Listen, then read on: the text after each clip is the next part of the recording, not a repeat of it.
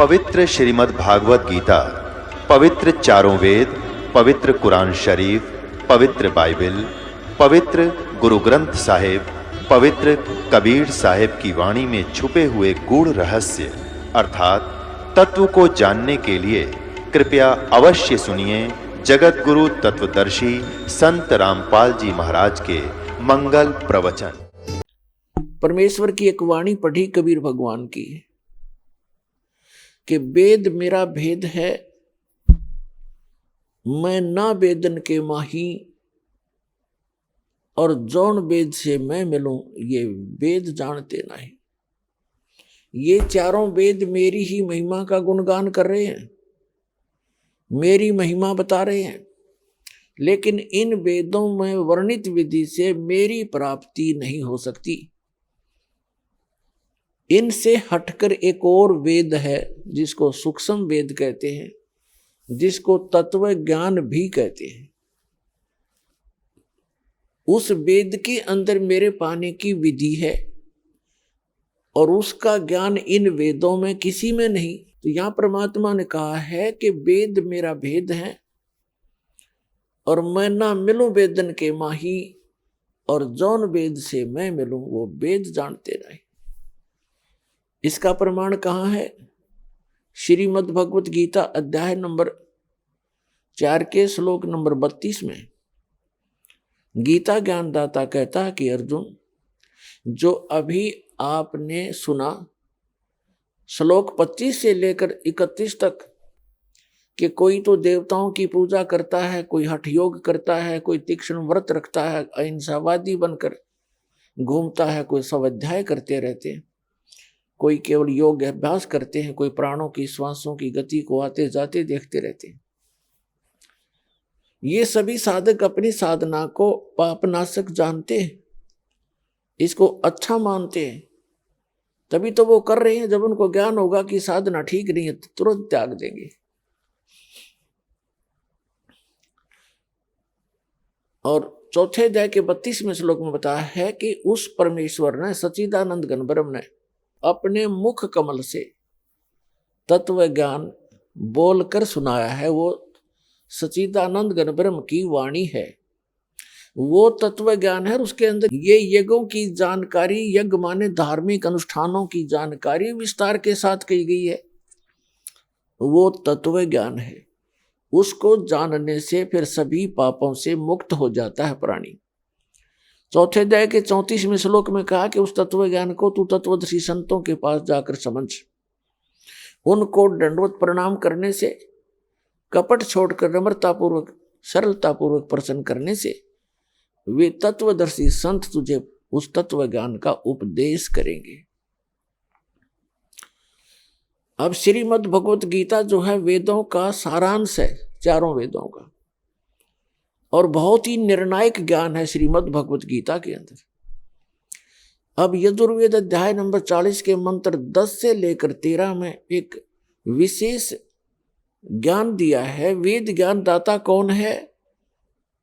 यही जो गीता ज्ञान दाता है। इसने कहा है, वेद में कहा है कि कोई तो परमात्मा को संभवात माने जन्म लेने वाला अवतार रूप में मानता है, जैसे श्री राम, श्री कृष्ण या अन्य 9-24 जो अवतार माने जाते हैं, ऐसे मानता है। कोई कहता वो जन्म लेता ही नहीं, असंभवात है। इसकी जानकारी तत्वदर्शी संत देते हैं, उनसे सुनो। इससे सिद्ध हो गया कि वेद में वो ज्ञान नहीं है। यदि वो कंप्लीट ज्ञान होता तो ये श्लोक, ये शब्द वेद में नहीं होते। और इसी का सारांश श्रीमद् भगवत गीता है। और श्रीमद् भगवत गीता अध्याय नंबर 4 के श्लोक नंबर 34 में भी यही कंसेप्ट क्लियर किया है, यही स्पष्ट कर दिया है कि वो तत्वदर्शी संत उस तत्व ज्ञान से परिचित हैं, उनसे पूछो। तो गीता के जी के अंदर भी वो ज्ञान नहीं है। वो सच्चिदानंद घन ब्रह्म ने जो अपने मुख कमल से बोला वो तत्व ज्ञान है, वो सूक्ष्म वेद है, और उसकी जानकारी इस दास के अतिरिक्त इस विश्व में किसी के पास नहीं है, क्योंकि उस परमात्मा ने स्पेशल इसी काम के लिए भेजा है।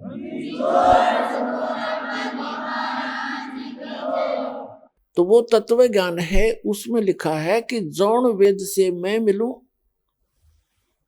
ये वेद जानते नहीं।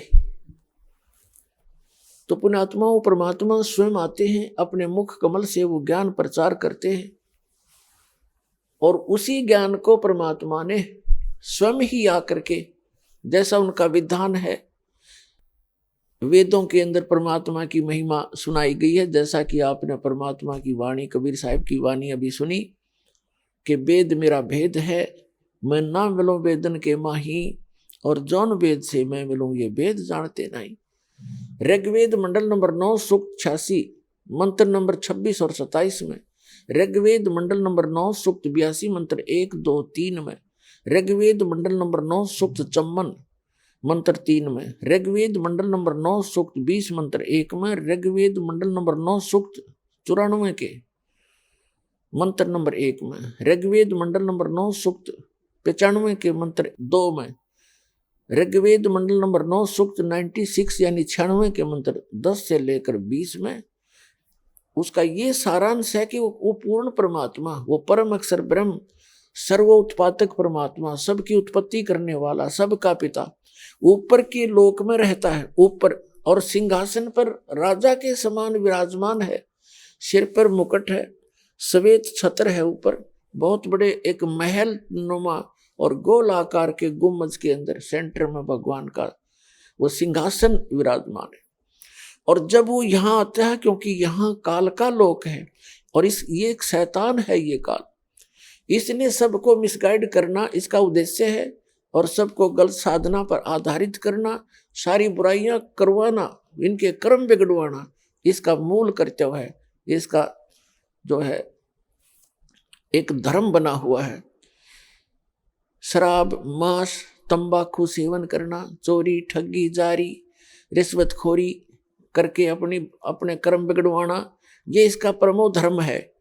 और उस परमात्मा का धर्म है कि इन बुराइयों से छुड़ाना, अपने बच्चों को अपराधों से बचाना और सच्चा ज्ञान बताना। उसके लिए वो स्वयं ही आते हैं। ये सच्चा ज्ञान किसी के पास नहीं जाने देता। अपने सत्य का ज्ञान और अपने जो संदेशवाहक काल के दूत भेजकर वो संत रूप में जनता को और भी अधिक मिसगाइड कर देते हैं। तो उस सच्चे ज्ञान को देने के लिए उस परमात्मा को स्वयं ही आना पड़ता है। और वो अच्छी आत्माओं को मिलते हैं जो दृढ़ भक्त होते हैं, उनको उपदेश देने के उद्देश्य से, उपदेश करने के उद्देश्य से वो परमात्मा आते हैं और उनको तत्व ज्ञान से परिचित कराते हैं और एक कवियों की तरह आचरण करते हैं। और अपने उस तत्व ज्ञान को अपने मुख कमल से, लोकोक्तियों के माध्यम से, मन श्लोक यानी दोहों के माध्यम से, कविता से बोल बोल कर उच्चारण करके वो सुनाया करते हैं, जिस कारण से वो एक प्रसिद्ध कवियों में से भी एक प्रसिद्ध कवि की उपाधि प्राप्त करते हैं और वो कवियों की तरह आचरण करते हैं। अपने मुख कमल से वो ज्ञान सुनाते हैं, लेकिन वो होते हैं परमात्मा। अन्य कवियों का जो ज्ञान है वो अपने सतर का एक, जैसे आम कवि होता है वो ऐसा ही ज्ञान होता है, लेकिन ये परमात्मा भी उसी प्रकार का आचरण करता है, लेकिन इनका ज्ञान श्रेष्ठ होता है और सब सदग्रंथों से मेल होता है। लेकिन वो एक प्रसिद्ध कवि की उपाधि भी प्राप्त करते हैं, लेकिन वो होते हैं भगवान। तो पुण्यात्मा, अब आपको जितने भी इन वेदों का हवाला दिया है उनको आपके रूबरू करेंगे, क्योंकि हम इतने अज्ञान से सने पड़े हैं, रंगे पड़े हैं। जब तक हम आंखों नहीं देख लेंगे सदग्रंथों को, तब तक ये मन आपको भक्ति पर लगने नहीं देता। ये एक काल का दूत है, इसने आत्मा के साथ छोड़ रखा है अपना एलिमेंट,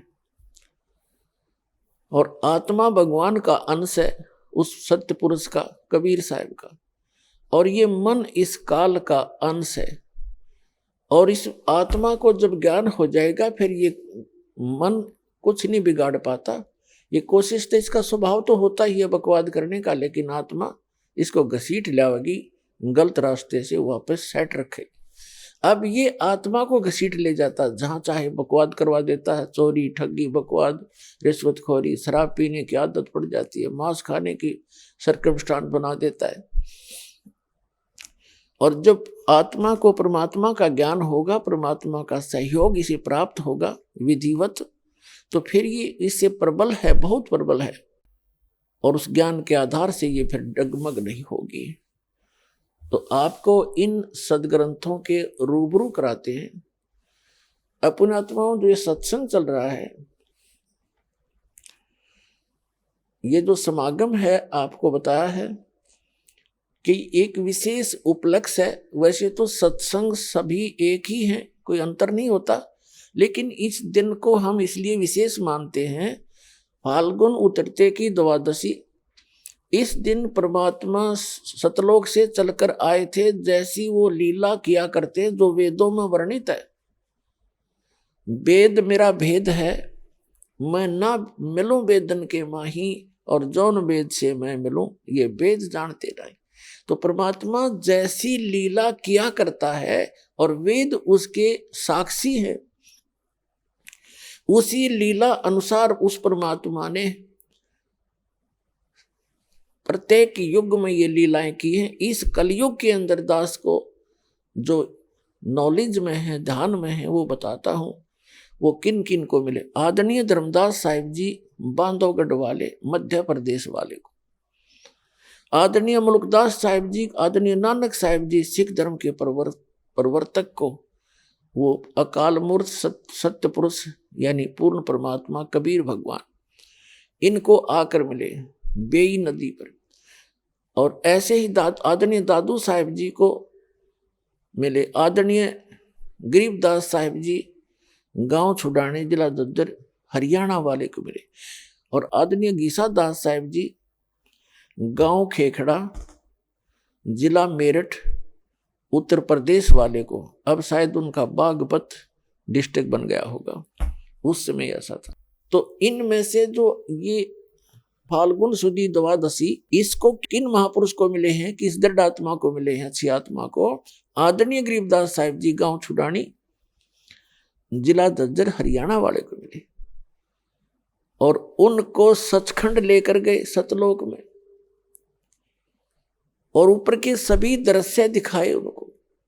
ब्रह्मा विष्णु महेश की सतीथी आंखों दिखाई, और उन्हीं के मुख से कहलवाई कि हम तो जन्म मृत्यु होती है और हम कंप्लीट गॉड नहीं है, हमारा जन्म मृत्यु होता है, हम केवल सीमित कार्य ही कर सकते हैं। और फिर धर्मराज के दरबार में लेकर गए।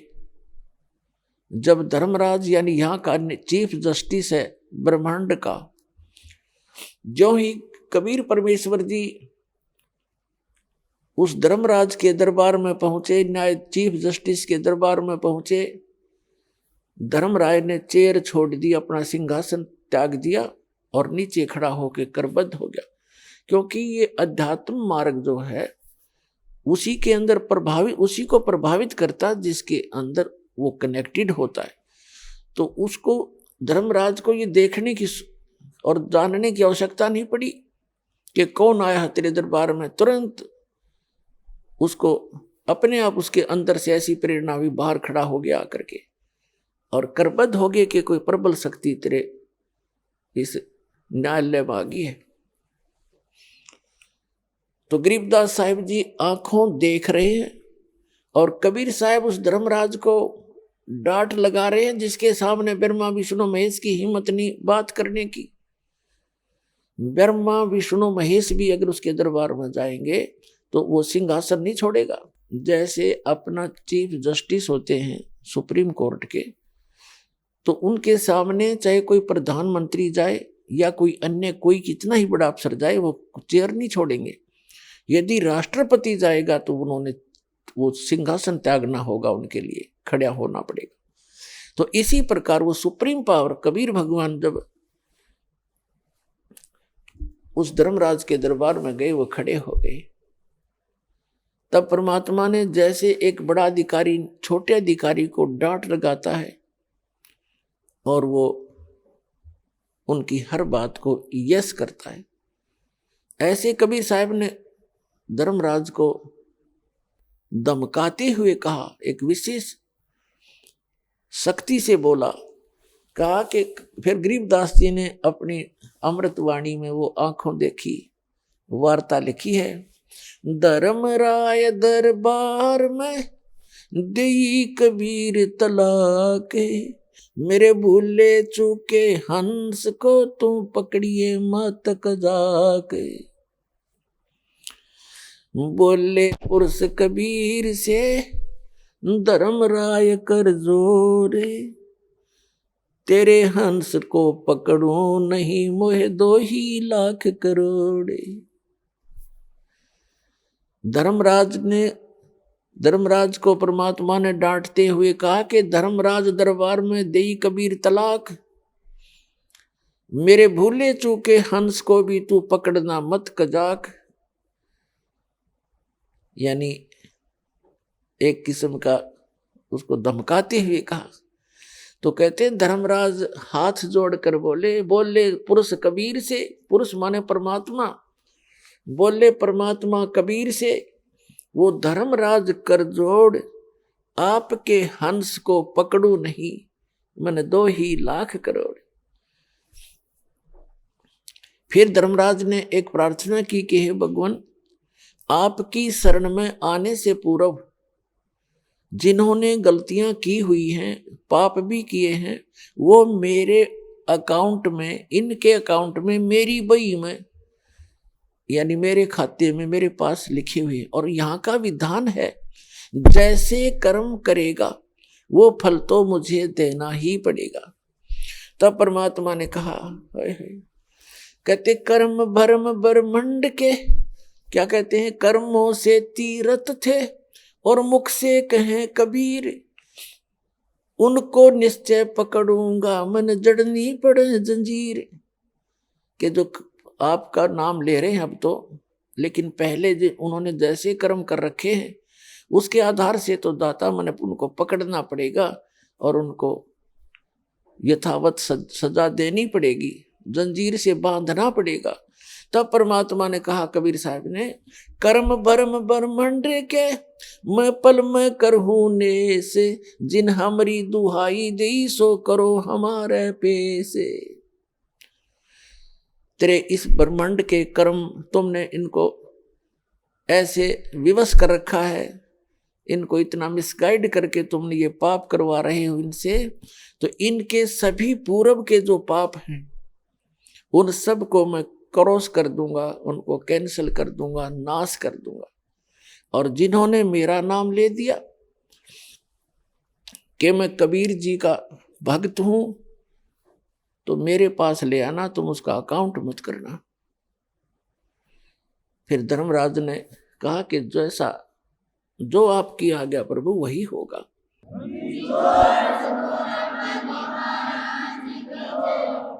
तो पुण्यात्माओं, ऐसे बहुत से प्रमाण हैं। एक भक्त कह रहा था कि मैं रात्रि में सो रहा था और 2 ऐसी बुरी बुरी शक्ल के आए और मुझे पकड़ कर ले चले, कहा चलो।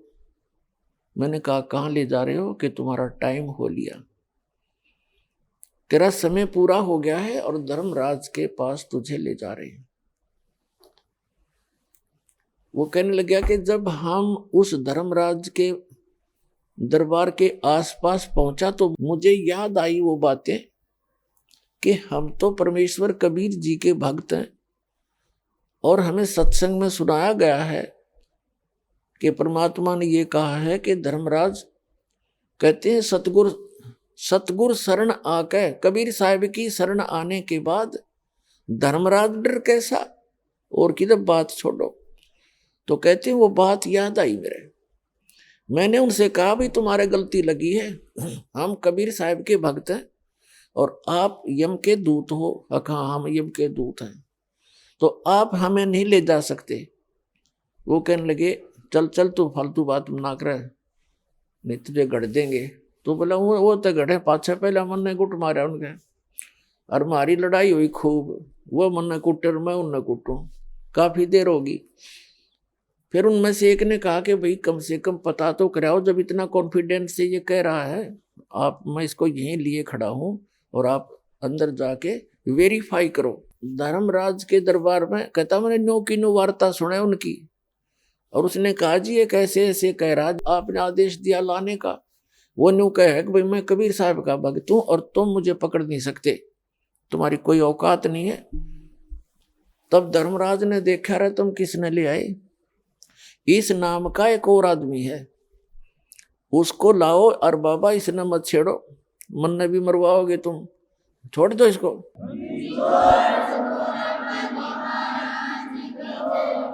बाहर आया तो उसने कहा रे छोड़ बीमारी ने, और वो कह रहा था कि मुझे ऊपरे तो पटक दिया उनने, नो मारा पगा फेंक के, और मैं उन्होंने करता हुआ। और जब शरीर के अंदर वापस में प्रवेश हुआ, बाहर निकला, जो मेरा शरीर पड़ा मुझे दिखाई दिया, वापस आया तब उसमें प्रवेश होता दिखा। फिर थोड़ी सी देर के बाद मेरी आंखें खुली, सारा शरीर पसीना पसीना, हाथ पैर कोई काम नहीं कर रहे, 5 मिनट तो वो गति नहीं कर सके। तो मेरे पक्का विश्वास हो गया कि आज मेरी टिकट कट गई थी, जब परमात्मा की शरण में नहीं होता।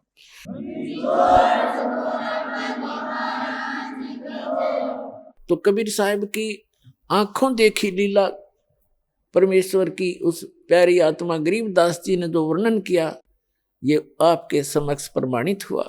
धर्मराय दरबार में देई कबीर तलाक, मेरे भूले चूके हंस को तुम पकड़ियो मत कजाक। बोले पुरुष कबीर से धर्मराय कर जोड़, तुमरे हंस को पकड़ो ने मेरी मन 2 ही लाख करोड़।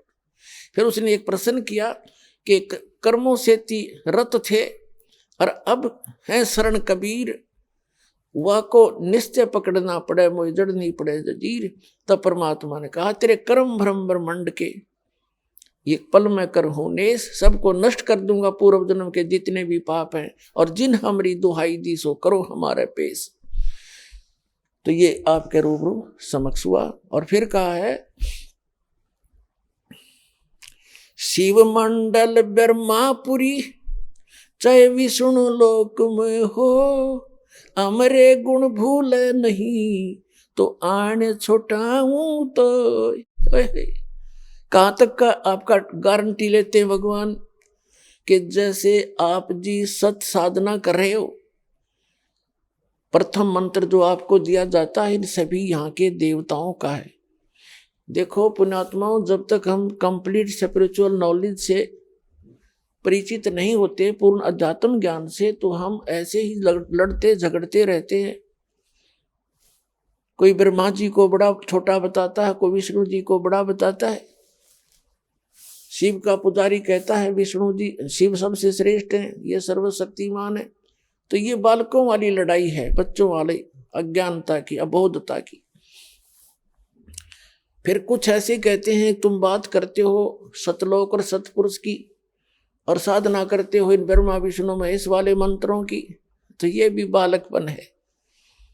देखो हम चाहे प्रधानमंत्री के हम साथी हैं, मित्र हैं मान लीजिए, और हम रह रहे हैं उस देश में, तो उस प्रधानमंत्री के सभी बच्चे, सभी मंत्री, मुख्यमंत्री और नीचे के जितने प्रशासनिक अधिकारी या कर्मचारी, ये सब उसके ही अंश हैं, उसके अंश हैं, और उनका हमने सत्कार करना है।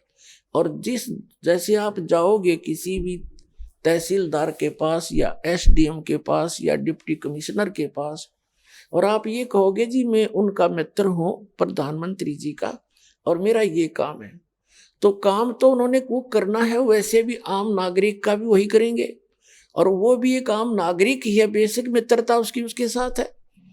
तो उनसे एक अच्छा शिष्टाचार से पेश आना एक अच्छे नागरिक का वैसे ही परम कर्तव्य है। और उनको ये पता लग गया कि प्रधानमंत्री का व्यक्ति है, तो 2 मिनट में काम करेगा और चाय साथ पिलाओगा, तो इतना अंतर आपके पास हो जाएगा। तो काम हमारा इन्होंने ही करना है, ब्रह्मा विष्णु महेश, यहाँ के प्रबंधक हैं। अब इनसे विरोध करना भी परमात्मा की आत्मा को ही दुखाना है। जैसे कोई किसी के साथ जाकर खसता है और मित्र कहता प्रधानमंत्री को, उसके पास शिकायत जाएंगी, जी आपका आदमी आया था, काम तो मैंने कर दिया पर बोलिया बुंडा, तो प्रधानमंत्री भी मित्रता छोड़ देगा उससे, भाई तू बकवाद करता है। तो पुण्यात्मा और परमात्मा ने कहा है कि तिनका कभू ना नींद ये जो पांव तले हो, और कभी उड़ आंखों पड़े हो पीड़ घनेरी हो। यानी सबका सत्कार करे, प्यार से रहे, यथोचित सबको सत्कार दे जिसका जितना अधिकार है। तो तब हम इस सफर को अच्छी तरह तय करेंगे और परमात्मा भी तभी हमसे प्रसन्न रहेगा। तो इस प्रकार इस सारे स्पिरिचुअल कंप्लीट स्पिरिचुअल नॉलेज से आपको पता चलेगा कि हम जो साधना कर रहे हैं यथार्थ है। तो जैसे आप जी ये सत साधना प्राप्त कर रहे हो, किसी ने प्रथम मंत्र प्राप्त किया है, किसी ने सतनाम भी मिल गया है, और बहुत ऐसे हैं जिनको सार नाम भी प्राप्त हो गया है। तो ये तो आपके पासपोर्ट हैं, आपको मिल गया, साधना करते रहो। लेकिन इसमें भी कोई त्रुटि आपने मर्यादा भंग कर दी तो पार नहीं हो पाओगे। बेसिक सतनाम प्राप्त हो गया है। कबीर साहब कहते हैं कि पाकी खेती देखकर गर्भियो मत किसान, अब हूँ झोला बहुत है घर आले तब जाने। कहते हैं हे किसान, खेत में आपके खेती परिपक्व होगी है और सुंदर अच्छे ढंग से परिपक्व हो चुकी है। अभिमान मत करना, अभी ना जाने आंधी तूफान वर्षा ओले बहुत से झंझट शेष है, कब गड़बड़ हो जा तेरे घर पे आले तब खुशी मनाना। तो परमात्मा कहते हैं, नानक साहब जी भी कहते हैं कि ना जाने काल की कर डारे, किस विध ढल जा पास आवे, और जिनाते सिरते मौत खुड़क दी उन्होंने केड़ा हास आवे। तो यहाँ ना जाने कब और क्या गलती बन जावे, सावधानी बहुत बरतनी पड़ेगी। जैसे माता गर्भ को रखे यत्न बना और ठेस लगे तो छन्न हुआ तेरी ऐसे भक्ति जा। जैसे किसी बहन को, किसी माई को बेटी को गर्भ रहता है तो उसको ही पता है उस लाल को, उस गर्भ रूपी लाल को कैसे सुरक्षित रखना है। वो चलते समय भी बहुत ध्यान करती है, कहीं ऊंचे नीचे पर पैर ना टिक जा और झटका लग के मेरा लाल खराब हो जा। बेटा हो चाहे बेटी, गर्भ में जो गर्भ है उसका मूल उद्देश्य उसको सफल बनाना होता है। रात्रि में सोते समय भी, करवट लेते समय भी वो एकदम चमक के उठती है, कहीं बालक पर दाब तो नहीं लग गई, दिक्कत तो नहीं आ जाएगी। तो इस प्रकार परमात्मा कहते हैं इस सतभक्ति रूपी लाल को, इस गर्भ को ऐसे संभाल के रखना जैसे माता गर्भ को रखे यत्न बनाए और ठेस लगे तो अक्सीन होए, तुम्हारी ऐसे भक्ति नसाए। तो आप जी ने ये सावधानी बरतनी है।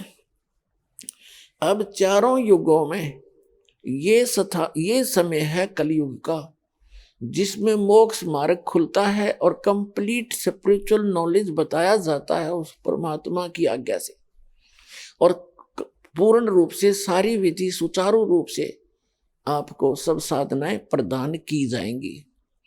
अब से पहले कुछ महापुरुषों को परमात्मा ने ये कंप्लीट कोर्स दिया था और उनसे प्रतिज्ञा दिला दी थी कि आगे इस ज्ञान को भी और इस सतनाम को और सारनाम को अब सार्वजनिक नहीं करना। धर्मदास मेरी लाख दुहाई, ये मूल ज्ञान कहीं बाहर ना जाए।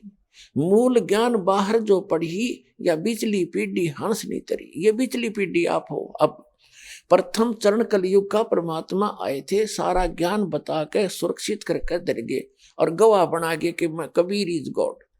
जो आपको अभी बताया था आदरणीय धर्मदास साहिब जी, आदरणीय मलुकदास साहिब जी, आदरणीय नानक साहिब जी, आदरणीय दादू साहिब जी, आदरणीय गरीबदास साहिब जी गांव छुटानी जिला ददर हरियाणा वाले, आदरणीय घीसा दास साहिब जी गांव खेखड़ा जिला मेरठ उत्तर प्रदेश वाले, ये गवाह बना गए परमात्मा इनको कि आने वाले समय में मेरे बच्चों को मेरा परिचय करावेंगे।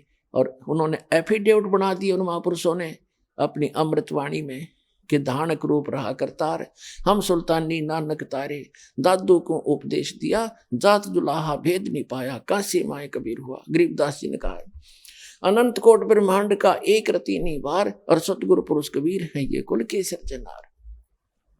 जिन मुझको नित नाम दिया सोए सतगुरु हमार, दादू दूसरा कोई नहीं ये कबीर सिरजनहार। तो ये गवाही देकर चले गए वो महापुरुष कि काशी वाला धानक जिसको तुम जुलाहा कह करके, ये कवि कह करके उसकी फाइल को बंद करके बैठे हो, बच्चों फिर खोलो इसको, ये तो लाल है, तुम कौड़ी समझ बैठे और कौड़ियों को तुमने लाल मान रखा है, अब इस लाल को ग्रहण करो। तो प्रथम चरण में आके वो परमात्मा स्वयं सब ज्ञान दे गए और उनको मालूम था कि काल ने कहा था कि तेरे नाम पे 12 नकली पंथ चलाऊंगा, फिर उसको दोबारा रिवाइज कर दिया उसी ज्ञान को आदरणीय गरीबदास साहिब जी के माध्यम से।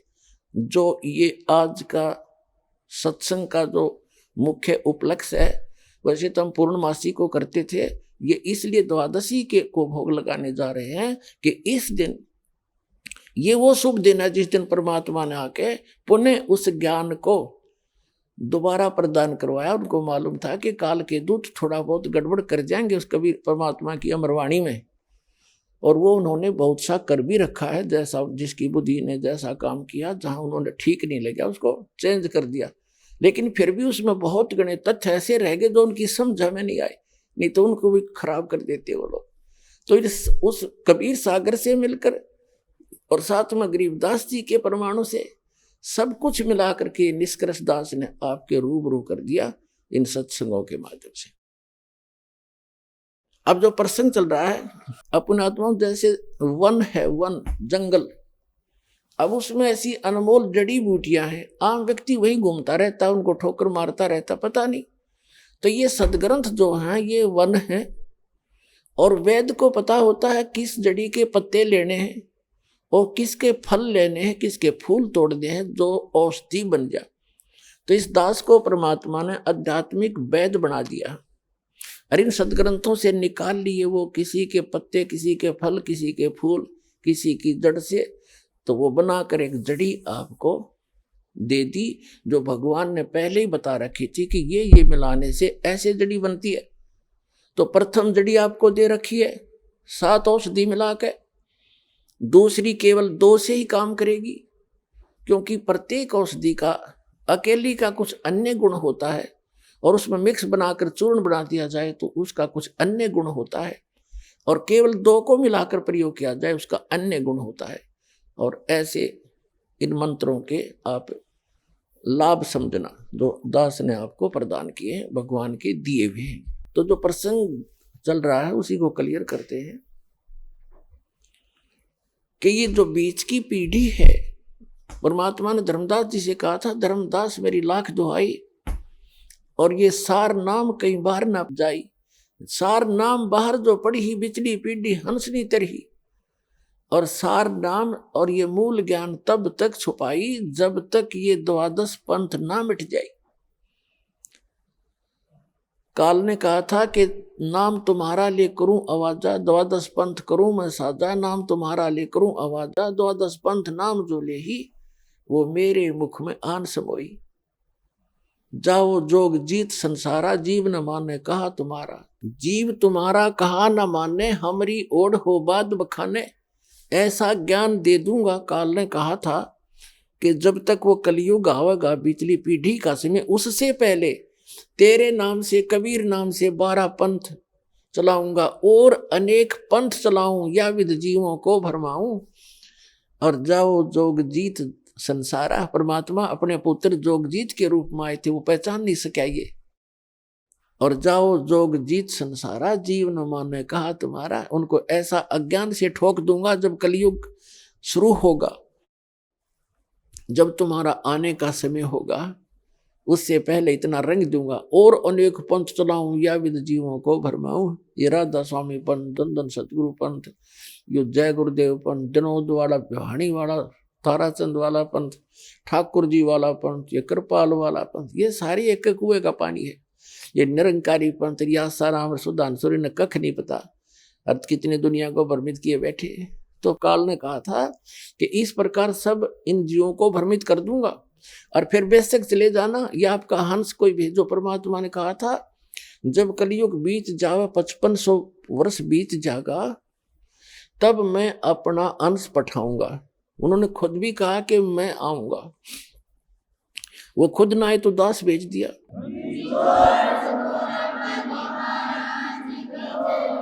फिर परमात्मा ने कहा कि जब कलयुग 5500 वर्ष बीत जाएगा, उस समय पूरी पृथ्वी, मेरे बच्चे पृथ्वी के ऊपर जितने भी प्राणी हैं, सभी इस सतनाम को प्राप्त करके मोक्ष प्राप्ति करेंगे, कंप्लीट कोर्स प्राप्त करके। जितने जीव जहान, हिंदू मुसलमान और जितने जीव जहान, तब तक सिख धर्म का तो उत्थान नहीं हुआ था और ईसाई धर्म यहाँ था नहीं, मुसलमान और हिंदू धर्म ही थे। तो परमात्मा ने कहा कि जितने जीव जहान और जितने भी पंथ हैं या जितने भी आने वाले समय में कुछ भी होगा, कलयुग जब 5500 वर्ष बीत जाएगा, उस समय पूरी पृथ्वी पर इस सतनाम का प्रचार होगा और सभी बच्चे मेरे प्यारी आत्मा मुझे पहचानेंगी इस भक्ति करके और सतलोक चले जाएंगे। अपना आत्माओं, आपके घर में जो भी संतान अब आवेगी, वो एक विशेष परमात्मा की प्यारी आत्मा होंगी और पूर्व जन्म की उनकी भक्ति बहुत अधिक होगी। वो स्टॉक रखा हुआ भगवान ने अलग से। जैसे अभी जो दास बताने जा रहा था, पहले उसको क्लियर करते हैं। तो ये जो इस समय में, प्रत्येक युग में यही समय होता है। इस समय में जो सत भक्ति करते हुए, नियमित रहते हुए, आधीनी के साथ अपना समय व्यतीत करते हुए, भगवान गुरु को परमात्मा तुल्य मानते हुए, अपना रिहर्सल करके और सत भक्ति करते हुए अंतिम श्वास तक और शरीर त्याग कर चले गए, वो सीधे सतलोक जाएंगे। उनको कोई रोकने वाला नहीं है। और सहज भाव से जहाज में बैठ कर जाओगे आप, देख लेना बच्चों।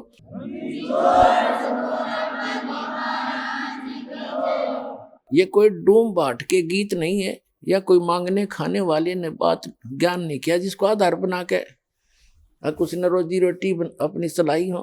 नहीं, ये गरीबदास साहिब जी द्वारा बोले गए वचन है, गॉड गिवन है, कबीर गॉड गिवन है।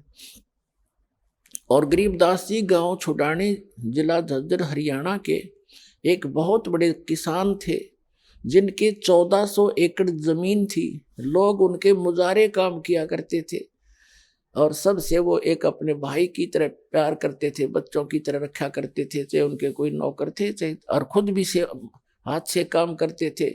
ऐसे नम्र और सरल स्वभाव के महापुरुष थे। तो उन्होंने बताया है कि कबीर इज गॉड, एक जाट व्यक्ति और दानक न भगवान बतावे, और वो भी समर्थ को खाने मांगनियां खड़ियां नहीं। तो इस बात से दास को उसी दिन बात खटक गई थी कि एक जाट इतना रईस व्यक्ति और कबीर साहब को, दानक को, दुल्हे को भगवान बता रहा है, 100% सत्य है। तो उसी दिन के बाद दास के हृदय में जच गई थी और उसके बाद फिर जो प्रमाण मिले, अरे भगवान 100 के 100 भगवान मिले। Kabir is God, Kabir is God, Kabir is God.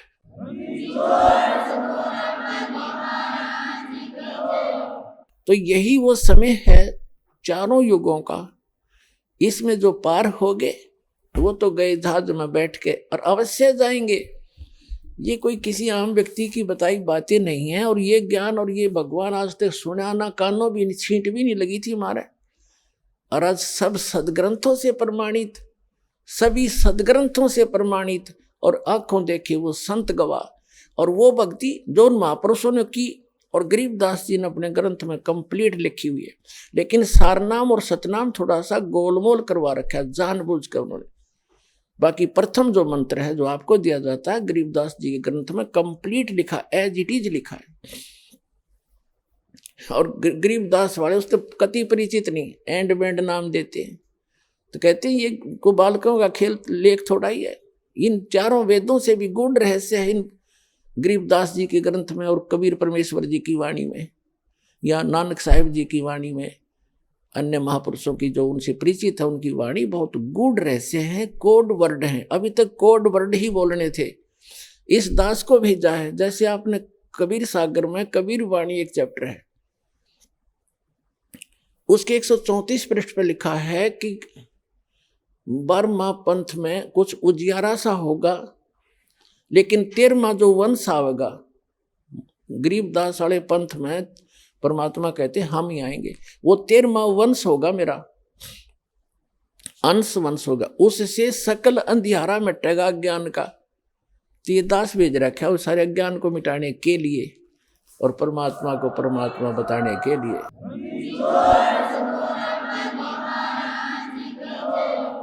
तो जो प्रसंग चल रहा है कि इस समय में जो पार होगे, झंझट मिट गया सदा का। ये तो ये समझ लो आपको कैद से छुटवाना है, जेल से। आपका मूल स्थान तो सतलोक में, जहां ठाठ से रहोगे। तुम इसको ठाठ मान रहे हो, व्यवस्था के कारण इसी को आपने ठाठ मान रखे, ये सुख नहीं है। तो वहां जाने के बाद फिर आपको सुख होगा सदा के लिए, फिर कभी लौटकर यहां नहीं आओगे, झांको भी नहीं। एक भक्त ने प्रश्न किया कि हम पहले भी वहीं थे, हमने गलती की, और यदि हम फिर गलती कर देंगे तो फिर यहीं आएंगे। बताओ, अरे तुम वहां पहुंचो तो एक बार जाकर देखो, फिर गलती कर दोगे तुम। जैसे किसी रास्ते से कोई व्यक्ति गया है, जा रहा है, और उसको आगे जाके ठगों ने, डाकुओं ने पीटा, लूट लिया, कपड़े भी उतार लिए और जूते मार कर वापस कर दिया। क्या फिर कभी वो गलती करेगा उस रास्ते जाने की? सपने में भी ना करे। तो इस काल ने हमारे लत्ते तार लिए, हमारी सारी पूंजी नाश करवा दी, तो वो फिर दोबारा यहाँ के हम परिचित हो गए, यहाँ के क्या सुख है। तो इधर तो देखें भी को ना, आन की तो बात दूर है, वहाँ गलती होली छो होली, बागे गलती कौन करेगा, ऐसे नालायक कौन है। तो पुण्यात्माओं, अब ऐसे ऐसे अज्ञान से भरे हैं भक्त। एक को मैंने कम से कम 1.5 घंटा ज्ञान सुनाया, पहले पहले की बात है, शुरू में जब स्टार्ट किया ये अनमोल वचन। वो सुनता रहा, कहने लगा, भाई ऐसे है भगत जी, बात तेरी लागे सच्ची सच्ची, पर आज तक मैंने कभी सुनी नहीं किसी से। सतलोक में ऐसा है, सुख है, और मैं हूं पक्का धुन का, और मैं नाम लो नहीं। जब शुरुआत सी करी थी हमने, मैंने कहा अभी क्यों नहीं ले, जब ज्ञान सच्चा आपने मान लिया कि इसलिए ना लूं कि आज तक किसी ने पहले बताया नहीं, और मैं हूं पक्का, जिस काम का लगा करूं मैं अधूरा नहीं छोड़ता। और कहीं मैं सच्ची भक्ति कर कर वहां पहुंच जाऊं, मैंने कोई भी ना पावे उड़े, वहां पर मुझे कोई ना मिले, मेरा जी नहीं लग गए, मैं ना जाऊं वहां पर। फिर मैंने उसको कहा भी यहां तू क्या पाएगा, फिर कल न गधा बन गया, कुत्ता बन गया, तो यहाँ के टिंडे लेगा। ने बोला कोई बात नहीं, यहाँ घूमते फिरते दिखे जाएंगे, दिल लगा रहेगा। तो हमारी बुद्धि इतनी स्लिप होगी और हम इतने इस गंदे लोक में इतने रच गए, और सच उसकी बात कुछ दम भी था कि आज तक किसी ने बताया नहीं। कोई ऐसा स्थान भी है, स्वर्ग तक तो हमने सुना, स्वर्ग में जाते हैं फिर वापस आ जाते हैं, ये भी खूब पता है हमने भी, जैसे जितने जिसके पुण्य होंगे इतने रहेंगे। तो पुण्यात्माओं, हम इतने गिरावट में आ गए अज्ञानता के कारण। तो अब इस सतर से, और आपको वहाँ सतलोक के सतर के लेवल का बनाना, ये परमात्मा के ये शक्ति रूपी क्रेन आपकी बुद्धि ने उठा रही है, ये जीव की सतर से नहीं उठ सकती।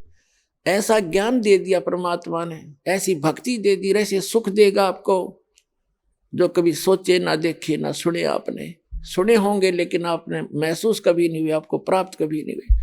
आपके घर में सुख देगा, आपकी रक्षा करेंगे परमात्मा नु, आपको दिखा देंगे कि आज जो शरण में ना होता था तेरे साथ ये घटना घटनी थी।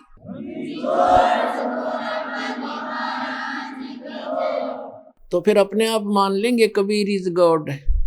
कबीर तो गॉड है ही है, लेकिन हम आपको गॉड को गॉड ही सिद्ध करने के लिए दास ने इतनी मेहनत और प्रयत्न, इतने प्रमाण दिखाने पड़ते हैं।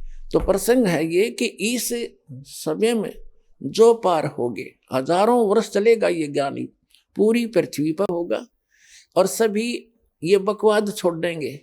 मांस खाना, शराब पीना, तंबाकू प्रयोग करना, चोरी जारी, ठगी, बकवाद, हेरा फेरी, सारा दिन कर्म फोड़े। और किसके लिए? 2 रोटी के लिए। और धन जोड़े, बैंक बैलेंस बनावे और कल मृत्यु हो जा, फिर कहाँ जाओगे? गधे बनकर धक्के खाओगे।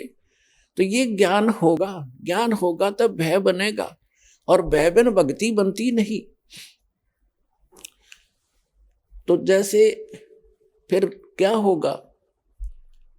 कुछ वर्षों के बाद जो व्यक्ति पार होगे और जो बीच में स्लिप कर गए वो नहीं पार हो पाए, लेकिन गुरुद्रोही नहीं बने। गुरुद्रोही जो बनेगा उसको भगवान साथ नहीं देगा। सतगुरु से, वैसे तो गुरु से विमुख होगे तो भी हानि घनी होगी, और गुरुद्रोही की तो परमात्मा कहते हैं असंग जन्म तक फिर मनुष्य जीवन ही नहीं मिलेगा। अब गुरु विमुखा, गुरु जी से विमुख जो होगे, विमुख का अर्थ होता है साधना को छोड़कर, और तो साधना करे नहीं सकता आदमी जो इस ज्ञान को समझ लेगा। वो भक्ति यहां से चलेगा, भक्ति नहीं कर सकता, और बकवादों में लग जा, दूसरी बात। इससे क्या होता है कि कुछ दिनों में आपको इतना सुख देगा ये परमात्मा, आप पुराने दुखों को भी भूल जाओगे। और जब ज्यादा सुख हो जाता है तो आदमी भगवान से विमुख अवश्य होता है।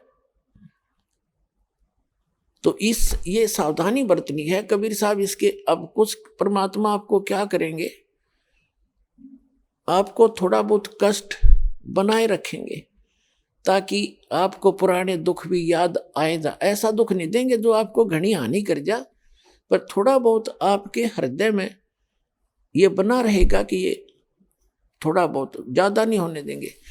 इसलिए करेंगे।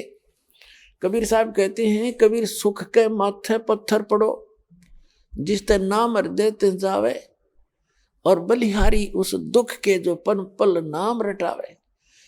परमात्मा ने कहा है भगवान इसे सुख का आग लगे जो आपसे दूर करे, और ऐसा दुख हमें दिए रखना मेरे दाता जिससे आपकी याद बनी रहे। इतना कष्ट आपको अवश्य देगा। ये एक परमात्मा का फार्मूला है, नहीं तो आप भूल जाओगे भगवान को। ये आपके लिए वरदान बना रहेगा, ये सत्कर मानना। किसी भी प्रकार का देवों से सारे शरीर में थोड़ा बहुत रह के ठूठा, बाकी हानि नहीं होने देगा, आपकी भक्ति सुचारू करवाओगा। और जो गुरु जी से विमुख हो जाते हैं, नाम छोड़ जाते हैं, अब जैसे आप नाम से जुड़े हुए हैं, कोई गलती भी करोगे आपने ऐसा झटका देगा परमात्मा, आप कांप जाओगे, दोबारा उस गलती को करो नहीं गे, आकर माफी मांगोगे, दोबारा उपदेश लोगे, कनेक्शन जुड़वाओगे। और जो क्या करते हैं, जैसे 2-3 बार नाम खंड कर दिया और फिर जानबूझ के भी कर, मजबूरी में हो जा, अज्ञानता से हो जाता है, उसका विकल्प है दोबारा दीक्षा ले लीजिए, आपका कनेक्शन कट गया, दोबारा जुड़वा लीजिए, अपना अक्षमा याचना करें 100 बार। और जानबूझ कर गलती करोगे फिर आप विमुख होगे भगवान से। आप बेशक गुरुद्रोही नहीं हुए तो धीरे धीरे क्या होगा, आपका कनेक्शन कट गया। कनेक्शन कटने से उससे पहले जो आपने भक्ति साधना की भगवान की, ये सत्य साधना जो आपको दे रहे, इससे आपके बहुत गने भक्ति पुण्य इकट्ठे हो गए और आपने नाम भी त्याग दिया, यहां आना भी बंद कर दिया, और घर पे भी आप रहने लगे। कभी मंत्र करोगे, कुछ दिन तो करोगे लगातार, लेकिन फिर काल नहीं करने देगा और बकवादों में बढ़ जाओगे, और फिर भी आप सुखी होगे। क्यों होगे सुखी? क्योंकि आपने जितनी बैटरी चार्ज कर ली 1 वर्ष 2 वर्ष 4 वर्ष यहां रह करके इस सत भक्ति से, तो वो तो आपके साथ है। लेकिन भविष्य में आपका चार्जर ठीक नहीं रहा तो एक दिन वो पिछले पुण्य समाप्त होंगे और कैर फिर शुरू होंगे। अब जैसे कई भक्त अब तो खैर नहीं जाएंगे, अब तो ज्ञान हो गया, बुद्धिमान हो गए। शुरू में हमारे साथ बड़ी समस्याएं रही। कोई शुरू में आए, उनको इतना सुख दिया, 1-2 वर्ष रहे, फिर छोड़ छाट गए।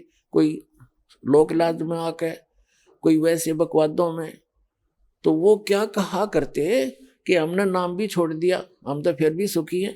आइए अब हम उन श्रद्धालुओं के अनुभव जानते हैं जो जगत गुरु तत्वदर्शी संत रामपाल जी महाराज जी से दीक्षा प्राप्त कर चुके हैं तथा उनके द्वारा बताए गए भक्ति मार्ग पर चल रहे हैं। नमस्कार जी। सर साहब जी। क्या नाम है जी आपका? कल्याणी दास जी। कहाँ से हैं जी आप? छत्तीसगढ़, रायपुर। संत रामपाल जी महाराज से नाम दीक्षा आपने कब ली? सर हम संत रामपाल जी महाराज से नाम दीक्षा 2014 में लिए। संत रामपाल जी महाराज से नाम दीक्षा लेने से पहले आप क्या भक्ति साधनाएं करती थीं? संत रामपाल जी महाराज जी से नाम दीक्षा लेने से पहले हम अन्य जो हमारे हिंदू धर्म के देवी देवता हैं उनकी भक्ति करते थे सर। तो फिर आप संत रामपाल जी महाराज की शरण में कैसे आईं? सर ऐसा हुआ, हमारे पति हैं उनके मतलब फ्रेंड है जो भैया, उन लोग पहले से नाम दीक्षा लिए हुए से संत रामपाल जी महाराज जी से नाम दीक्षा लिए हुए थे। तो उन्होंने कहा कि हमारे हस्बैंड से कि आप भी एक आध बार चलो हरियाणा, संत रामपाल जी महाराज जी का सत्संग सुनिएगा। वो मानव हमें किस मनुष्य जीवन का किस लिए मिला है, हमको भक्ति करने के लिए वो सही भक्ति बता रहे हैं, सभी शास्त्रों को प्रमाण करके बता रहे हैं। तो आप चलिए, आप नाम दीक्षा ले चाहे ना ले, पर एक बार आप चलिए। तो हम लोग भी सोचे कि चलो नहीं जाना चाहिए। तो हम लोग घूमने के पर्पस पे गए थे सर कि हम देख के आते हैं। और वहाँ जाने के बाद हमारे हस्बैंड को बहुत ही अच्छा लगा कि ये सच में जो बता रहे हैं, इतना ज्ञान जो आज तक कोई भी हमारे गुरु है, जो भी गुरु हैं, हम लोग भागवत वगैरह भी देखे हैं, वो कभी हम लोग ऐसा ज्ञान नहीं सुने हैं। तो उन्होंने कहा कि मैं तो नाम दीक्षा लूँगा, आप लोगे कि नहीं संत रामपाल जी महाराज जी से। तो मेरे को उस समय इतना ज्ञान नहीं था सर, मैं सत्संग सुनी जरूर थी पर मेरे को उतना विश्वास नहीं था। फिर भी मैं सोची कि जब वो ले रहे हैं तो मेरे को भी लेना चाहिए, तो मैं भी नाम दीक्षा ली। संत रामपाल जी महाराज से नाम दीक्षा लेने के बाद आपको क्या लाभ मिले? संत रामपाल जी महाराज जी से नाम दीक्षा लेने के बाद बहुत ही लाभ हुए, और इतना लाभ सर कि बता नहीं सकती, बताते बताते मैं थक जाऊंगी सर, पर उनका लाभ कमी नहीं रहेगा, ऐसा लाभ है सर। क्या है, मेरे 2 बच्चे पहले के हैं। तीसरा क्या है, जब अभी ये 2018 में मेरी प्रेगनेंसी हुई सर, तो हम डॉक्टर के पास गए तो डॉक्टर बोला आपका प्रेगनेंसी है और हम देख लेते हैं सोनोग्राफी करके कि ठीक है कि नहीं, आप रख सकते हो कि नहीं।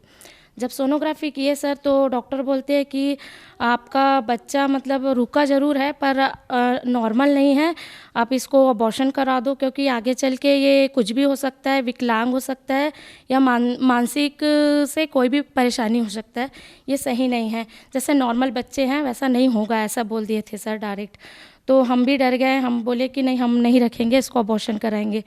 तो फिर हम प्रार्थना लगाएं, तो प्रार्थना में संत रामपाल जी महाराज जी बोले कि आप भक्ति करो, परमात्मा सब ठीक कर देंगे।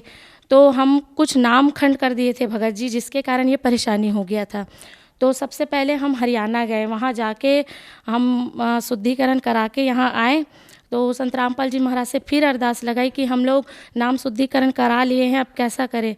तो बोले कि आप एक बार और सोनोग्राफी कराओ, मालिक रजा करेंगे। तो हम लोग जब फिर से सोनोग्राफी कराए ना सर, तो जो डॉक्टर सोनोग्राफी पहले किए थे वो एक पहले करवाए थे तो 2 महीने का था, फिर ऐसे तैसे हम लोग वहाँ से आने के बाद 2.5 पौने 3 महीने का हो गया। तो जब पहले के सोनोग्राफी की रिपोर्ट को देखे और अभी के देखे तो बोलते ये क्या चमत्कार है।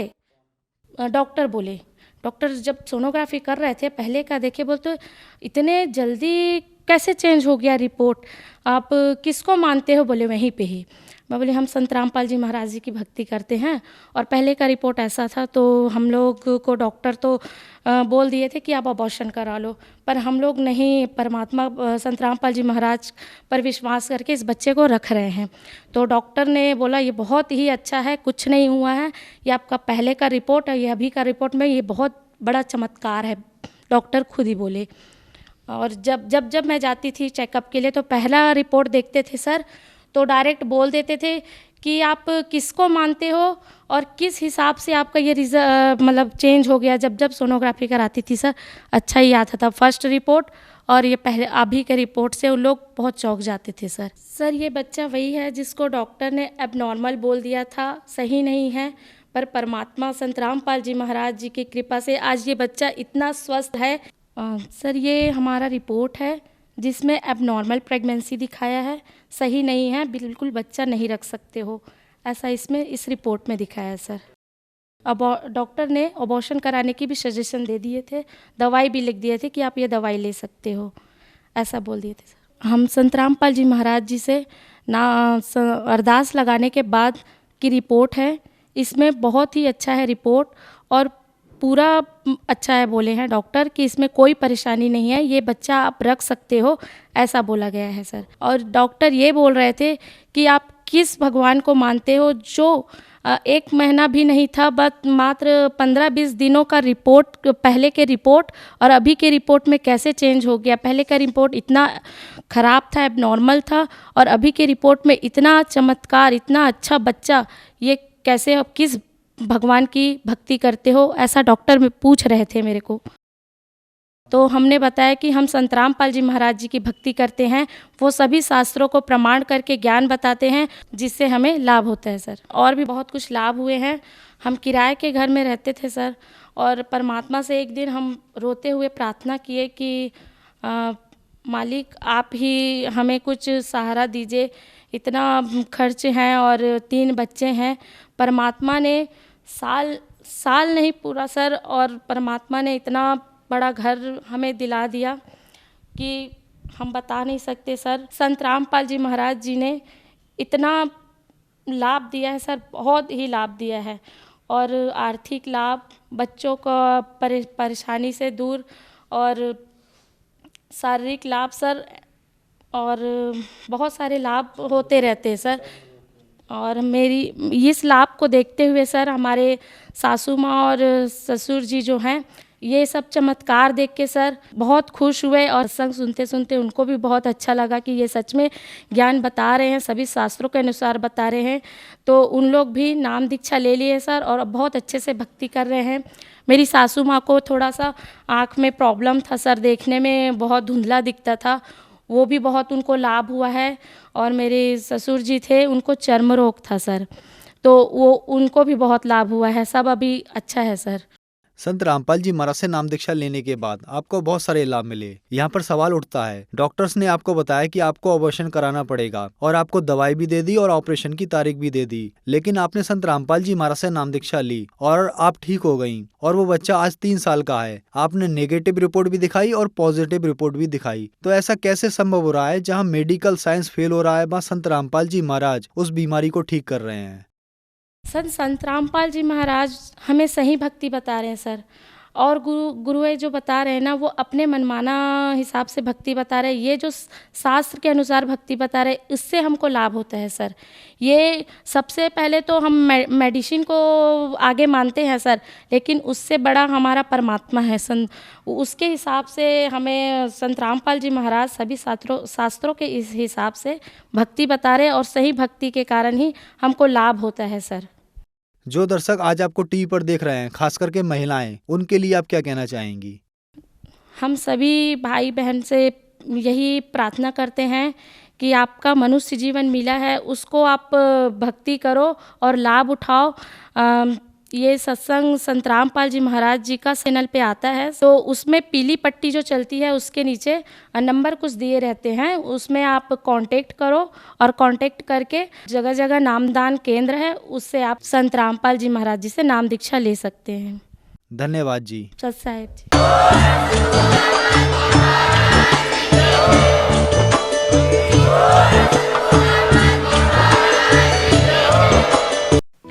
आप सुन रहे थे जगत गुरु तत्वदर्शी संत रामपाल जी महाराज के मंगल प्रवचन।